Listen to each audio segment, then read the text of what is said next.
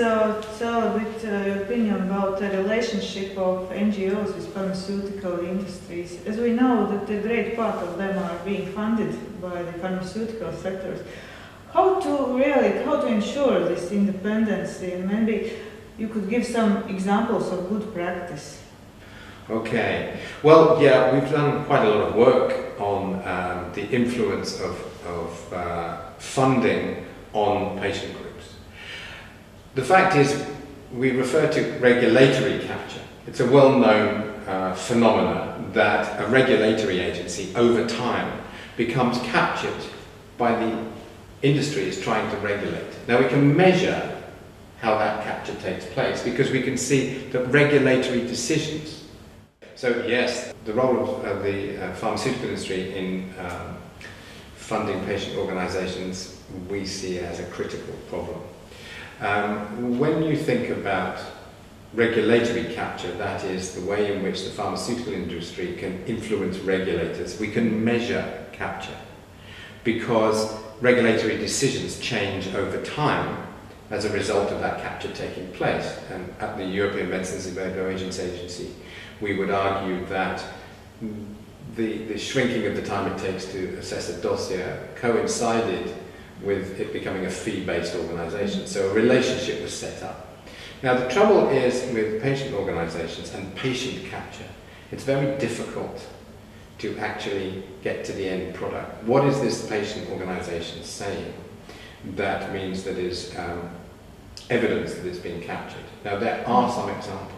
There are some examples in the UK where a patient organisation was constantly campaigning for the introduction of a drug onto the market with the National Institute of Clinical Excellence, and it turns out that patient organisation was sponsored by the pharmaceutical industry. They were also sponsoring professors to write papers and so on. So it's a very big problem. Now, so the first thing is transparency.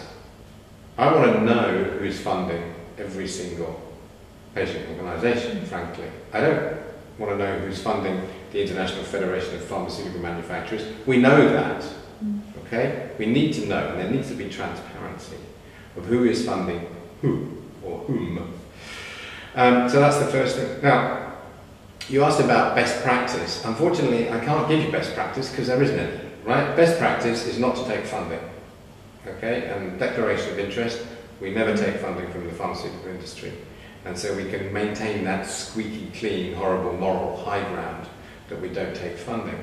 But it's not always real. But it's not always realistic, you're absolutely right. I mean, somebody spoke to me from Lebanon, I think, and said, well, we won't exist actually that was a medical association if we didn't take funding. And it's not always realistic.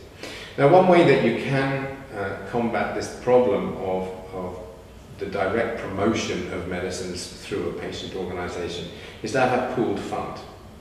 So if you have a blinded fund, that is, money's put into it and the pharmaceutical industry can advertise how much they're putting in, and it's not problematic, but it's not for a specific organisation.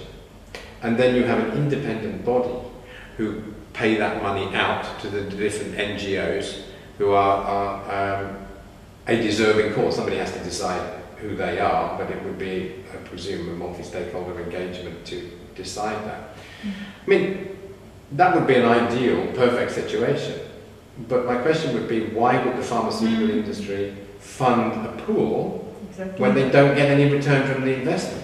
Because that funding of the pharmaceutical, of patient organisations, I'm pretty sure that comes out of the promotions budget. Okay? It's not coming out of the philanthropic corporate social responsibility budget, it's coming out of the promotions budget because they know if they're funding specific organisations and they've got a new drug on the market, then they're more likely to get airtime. Because the media are terrible at picking up patient organisations. Patient organisations demand the latest cancer drug. Patients denied access to the latest cancer drug. And it's the patients' organisations which are constantly pushing the media to publish these stories. Whereas in fact, the therapeutic value of the latest cancer drug might be nil. But the patient organisation is funded by the pharmaceutical industry. So I can't give you best practice and I can't give you a solution, but I can give you transparency. And I think that transparency is the only thing that we can do at the moment to combat this problem of patient capture.